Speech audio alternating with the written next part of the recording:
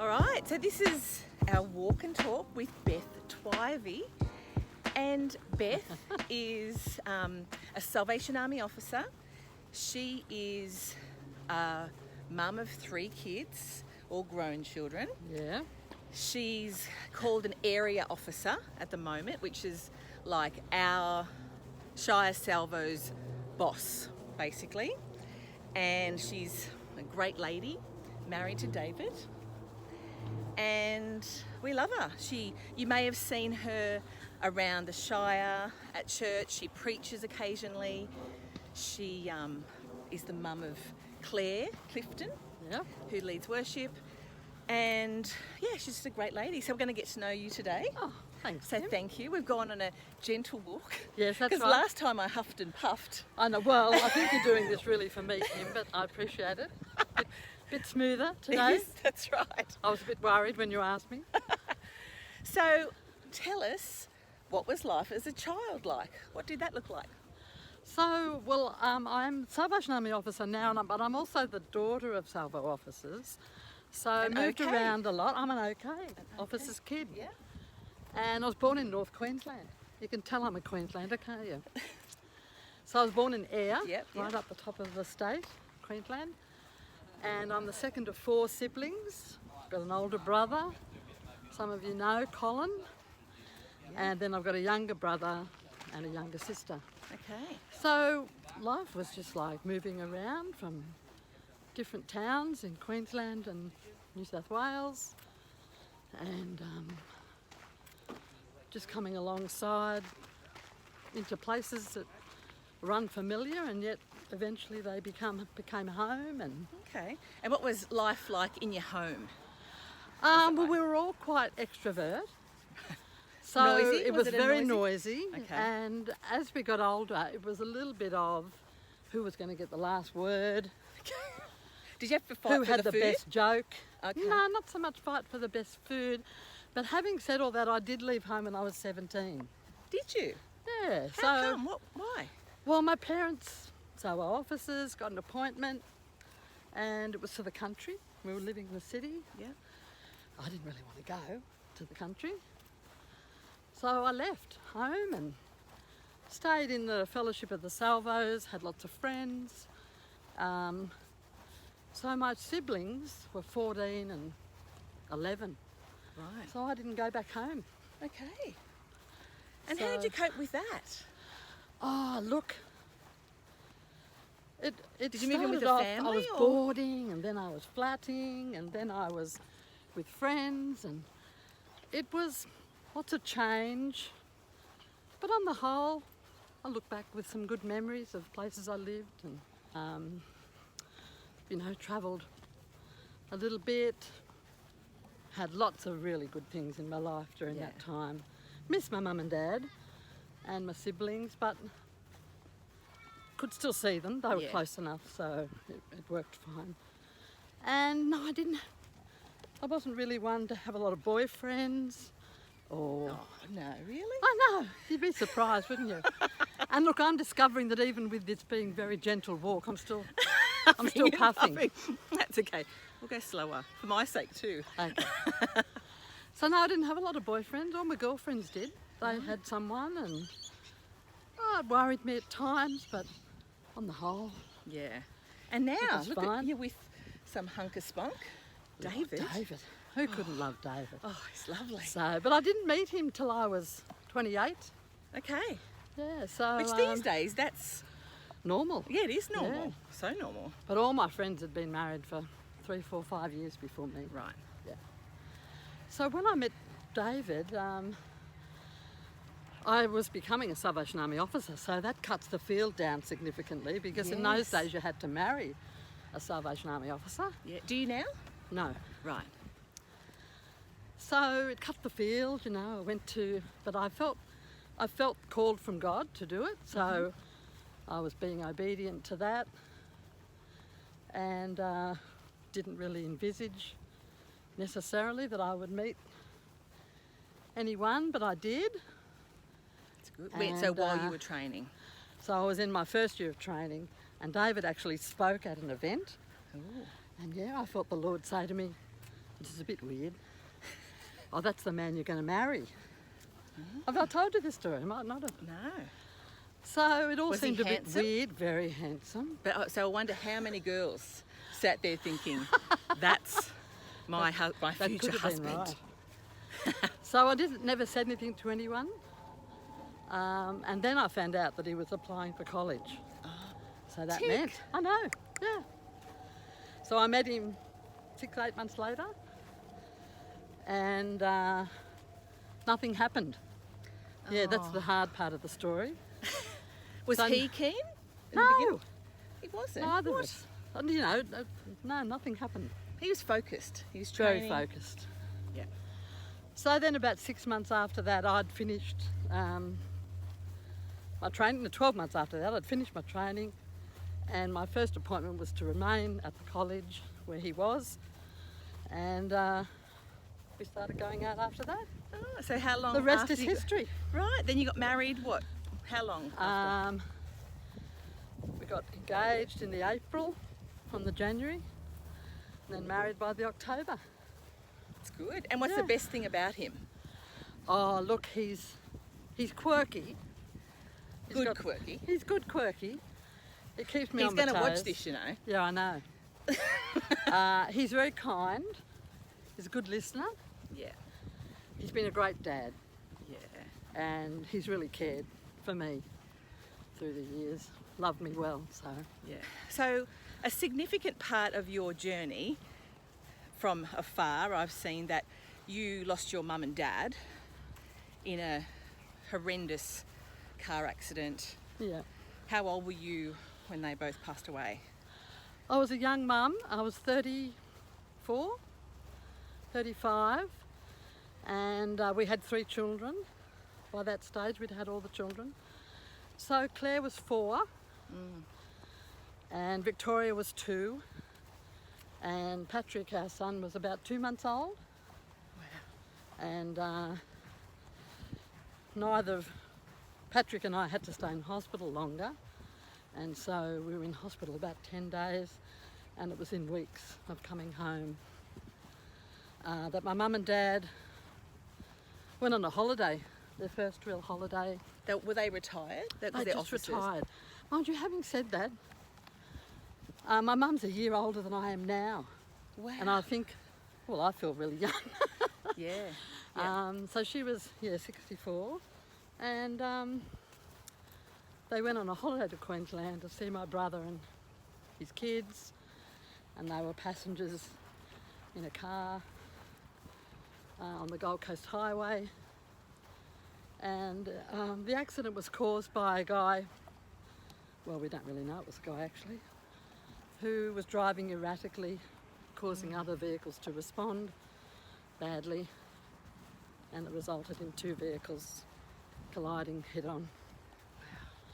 So, yeah, my dad died on the day at the scene of the accident, and the driver of the other car died at the scene, and then my mum and the driver of their car, who was an officer, they lived initially, were in comas, induced comas, and yeah, my mum never was able to talk. She had a tracheotomy in, so never was to have another conversation with her, and she died 8 weeks later from the injuries. So were you nearby? Like, I was in Sydney with these 3 little kids, yeah. and oh yeah, it was really tough. I look back now, it's all a bit of a blur. I'm probably Yeah. grateful for the kids. In one sense, they became a bit of a distraction, Yeah. and Patrick was just a baby, so I had to care for him, feed him, and care for him. So yeah, it was a really, It's horrendous. really difficult time of my life, and I don't know how we got through now, but again, David was really good, really solid, and yeah, Shocking. just shocking. cast a dark shadow over my life. Yeah. I yeah. just felt really, really down for many, many months really. And how do you be present with your kids then when you're like this most horrendous thing that you just can't imagine? How do you be then present with your kids while you're grieving that? So what were some things you put in place to help you? Well, people were very kind, did things like my washing Yeah. and cooking, which, you know, I guess the hope there was to release me a little bit, to not feel as though I had to perform any of the home duties, and I'm not a great one in the house anyway, which everyone will attest to who's in my family.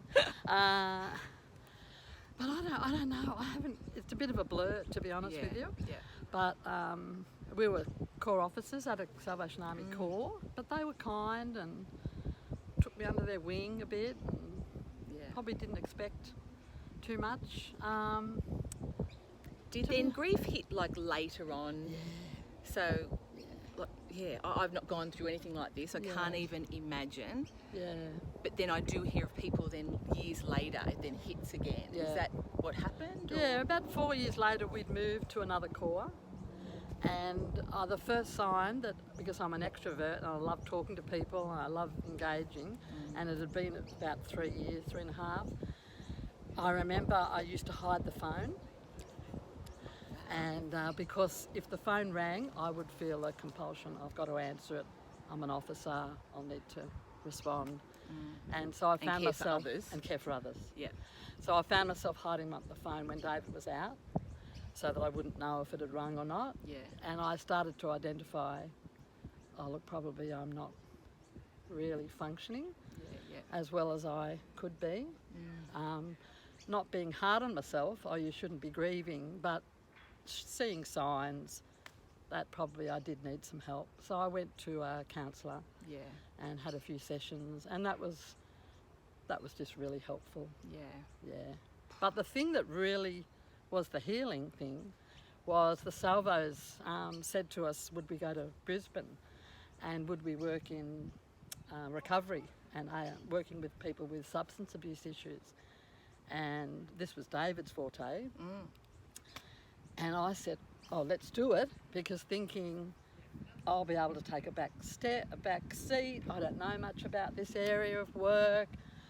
I'll be able to relax a bit more. So we said yes to it halfway through the year and took our kids out of school. How did that relaxing go?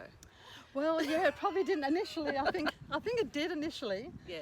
But what the healing thing was, I didn't have to prove anything about myself to these men. There was about 100 men on the program, and I had a lot of opportunity to listen to other people. And it wasn't that I became where I was comparing my grief to stuff they'd gone through, but it was more an acknowledgement we're all broken in some way, and yet God gives us the capacity for change and for transformation. And as I saw it in them, and I think they appreciated it, that I wasn't some, nothing's ever happened to her. And they would ask me, what was the toughest thing you've gone through? And there was something, and so they seemed to appreciate that. And so that was a really healing time for me. And then it became the calling within my calling to work with people in recovery. So it's been great. That's so good. Yeah. And we'll walk again. We'll walk again. I've got my breath back. And what did you think about, when I hear of people, or even things I've gone through, you kind of go, God, why? Like your parents were great people and whatever. Did you ever go through that and question God? Oh, yes. And it's not easy. Well, I couldn't pray for months, didn't read the Bible for months, but I'd go to bed crying and I'd wake up crying and I'd cry during the night, and it would be that question was on your lips. Yeah. Why on earth would you do this? Because we have this sense when we read the Bible, God's our protector, our shield, but those verses aren't in the context of the fact that we live in a world where people make mistakes, and there's rules to be followed, and not everyone follows them. Yeah. So, but there was a why, and why such good people, why so young, why both of them within a couple of months. So I had to sit with that definitely. So what would you say to someone that was going through something horrendous and was asking about God and, well, why would God do this? What would you say to them? Oh, look, it's a tough one. I think the best thing you can ever do for someone is listen to them and just be with them. I can remember I had a friend who came alongside me in that time, a fellow officer, and she would just sit with me for hours in the hospital room, and there was never any advice, or it was more just a presence that gave enough time. And I think just the willingness to have to sit with your emotions, I think we have to do that. We can't sort of say, oh, I'm going to make a decision today and that will mean I will feel better next week. Yeah. I just don't think it's like that. But we make a decision today to do what we can, allow people around us, and then as the journey progresses, we can start to nut that out. Yeah. I feel sorry for my children, not having known them. Yeah. So it doesn't all ever fully go away. But I've learnt to understand that that's happened, and And so shifting gears. Yep. Whew, how do you do that? I might need some transition music. Ding, ding, ding, ding. So you are about to move. Yeah. And you're going to Queensland, to Caloundra. So we'll be sad to see you go. Last time I'm walking around an oval a few times with you. Getting my steps up today. So what has been the best part about your role and living in Sydney over the last few years? Yeah. Well, we came from Townsville to come here. So North Queensland, we were up there for 6 years, and you're really remote to everyone. You could do probably a lot of things and no one would really know what you're doing for the Salvos up there.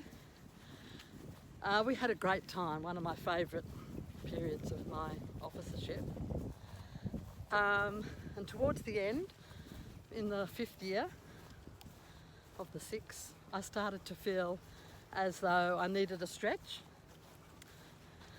So I just started to pray about that, and then the following year we were asked, would we come to Sydney? Yeah. So just letting you know, I got the stretch. You got the stretch.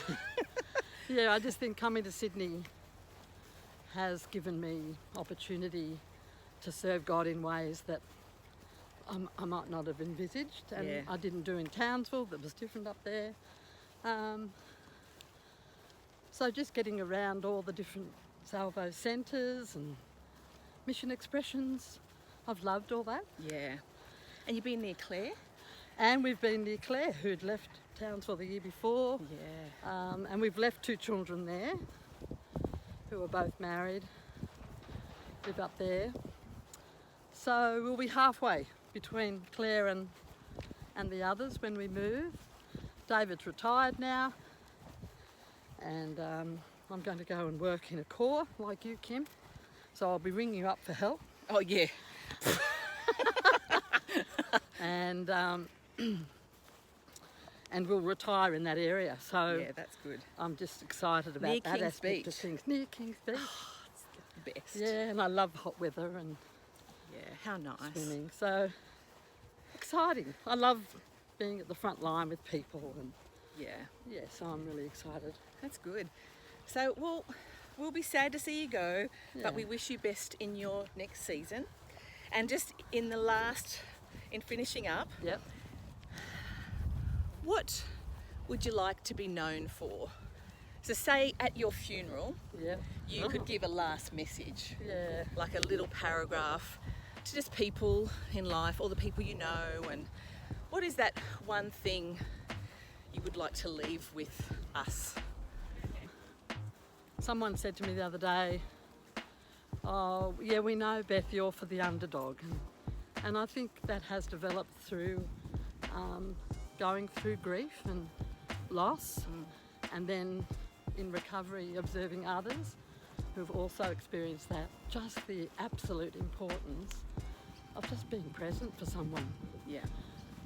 And I think the gospel of Jesus is best seen in that being present with people. So I'd like to think it would be that, caring, interested, brought joy Yeah. to situations, reminded people that there's hope, you know, things don't have to stay the way they are.